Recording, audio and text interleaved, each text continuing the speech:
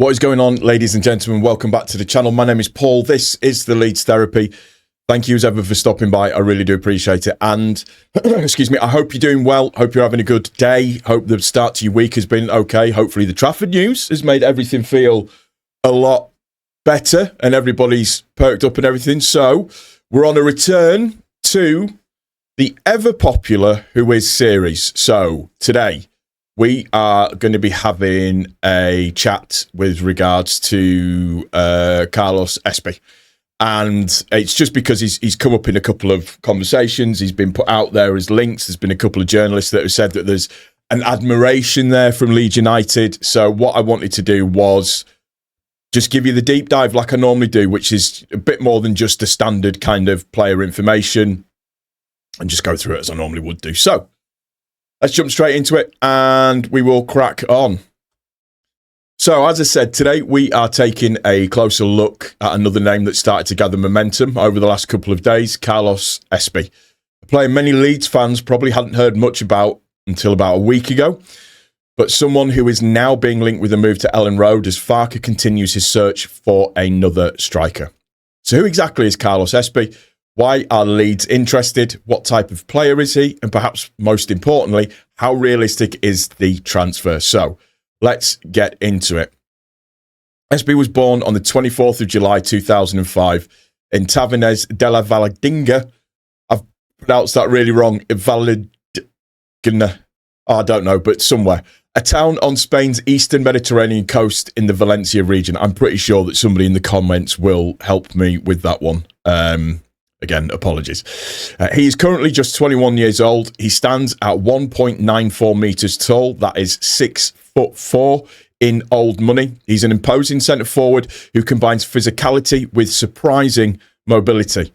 Unlike many modern forwards who began at one of Spain's elite academies, ESPI has taken a much more traditional route through Spanish football. He began his football journey with UD Alzira, learning the game in a competitive local environment before attracting attention from Levante. In 2022, he joined the Levante Academy.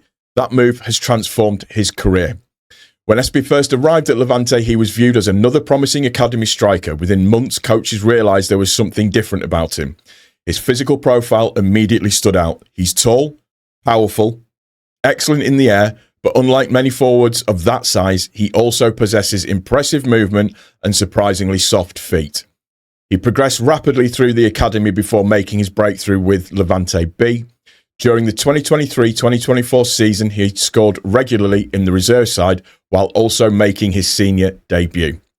The campaign gave supporters a glimpse of what was coming. Rather than sending him out on loan, Levante kept him around the first team.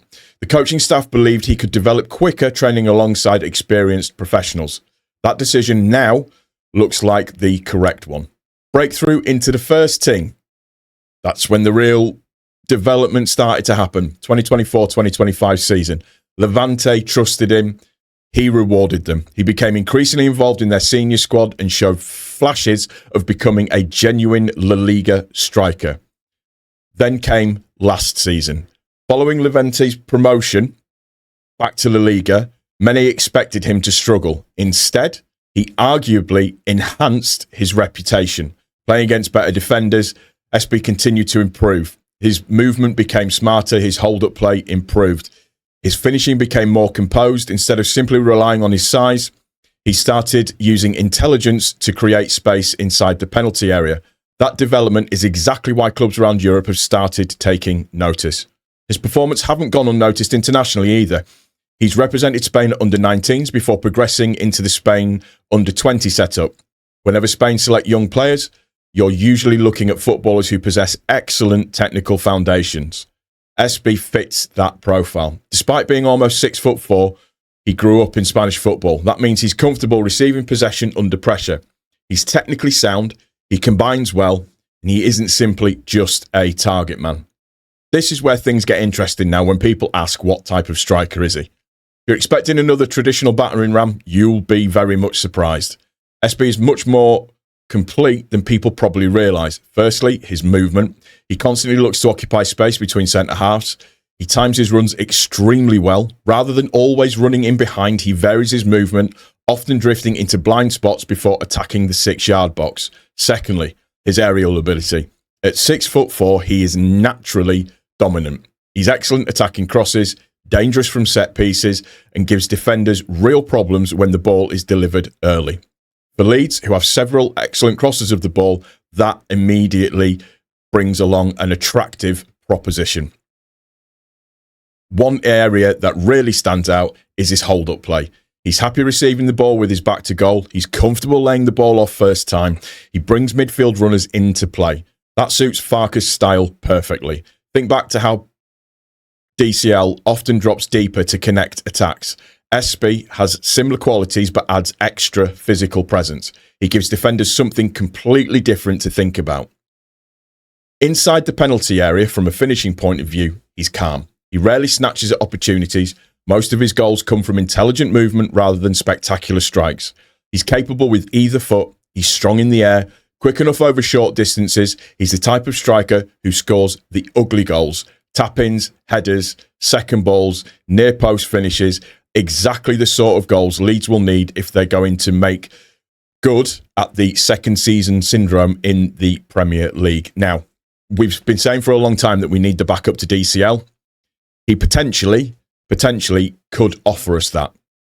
From a weakness point of view, every young player has to improve. His overall consistency still needs work. Because he's only 21, there are games where he drifts in and out. He's also still developing physically. Despite his height, he could become even stronger against experienced Premier League defenders. His pressing could also improve. Farke asks a lot from his centre forwards without possession. That aside of this, his game would also certainly develop under Leeds' coaching staff. So, biggest question, why have we been linked? The answer is quite logical. We spent much of the summer looking for young players with high ceilings rather than the established stars. Returning to the Premier League means balancing immediate survival with building long-term value. ESPI fits that recruitment model almost perfectly. If you think about it, to last season, he's young, already playing first-team football, has a resale value, and still possesses enormous room for development. He's also likely to be significantly cheaper than many of them. Instead of spending £35 to £40 million on an established striker, Leeds could potentially secure one of Spain's brightest young forwards for considerably less while investing in future growth. That philosophy mirrors several other signings Leeds have pursued this summer.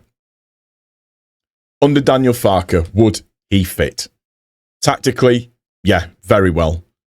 Farke likes his striker to hold up the ball, to link the play, attack crosses, occupy centre-backs, and bring wingers into the game.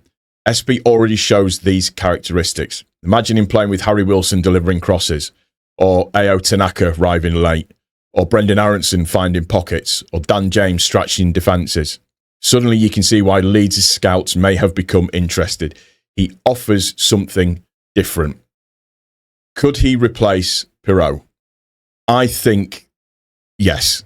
If he was to, I think Pirot is on his way out, and what we need is something that would come as a number 9 and somebody as competition for Mecha to work off each other that would fill in or fit into that role. But over time, there is every chance that he could develop into Leeds' long-term number 9. In terms of likelihood of the deal, at the moment, I'd probably describe it as one to watch rather than one that's close. There has certainly been growing interest reported around ESPI, and Leeds' recruitment profile makes the link understandable. However, there has been no official confirmation from Leeds United or Levante, and there is nothing at this stage to suggest a deal is imminent. If Leeds decide to move forward, much will depend on Levante's valuation and whether the player sees Ellen Road as the right next step in his development. The attraction is obvious. Premier League football. Farke's track record has now started to improve, and his methods and style could appeal to ESPI. Club with huge support. We know what our support is like. We proved it last season. Well, we prove it every season, every single day, to be fair. And the opportunity to establish himself in England at just 21 years old. Important to remember that ESPI isn't yet a household name, but neither were many of Europe's top forwards before they made the leap. Leeds appear to be looking beyond the obvious options. They're searching for players with genuine upside. ESPI certainly fits that description. He's young, technically gifted, powerful, excellent in the air, comfortable with the ball, and perhaps most importantly, he's still improving. Whether this becomes a genuine transfer or simply another scouting exercise remains to be seen. But if Leeds are serious about building a squad capable of competing, not just this season, but for years to come, Carlos ESPI is exactly the type of profile you'd expect them to be monitoring. He's not the finished article, but the raw ingredients are certainly there. And if Farke believes he can unlock that potential, don't be surprised if it's a name we hear a lot more about over the coming weeks. So, I'm pronouncing everything right and probably not, but there you go. Little deep dive in there just to give you a little bit more background and a bit more information. And obviously with the infographics, some stats and data and stuff. Had a good season last season. If we just have a quick look onto that. Played very, very, very, very well last season. Was really, really good to see. You can just see in terms of where the majority of his goals come from. That's a really nice even spread when you look at left foot headed and right foot. It's practically exactly the same across the entire board, which is really, really, really good to see. And when you look at his profile and it shows you from the season's point of view, his total appearances last season, 25-26, was 27, and he got 13 goals. So overall, he is 20 goals for 66 appearances. So that's kind of like a 1 in 3 goals ratio. And for somebody of that age,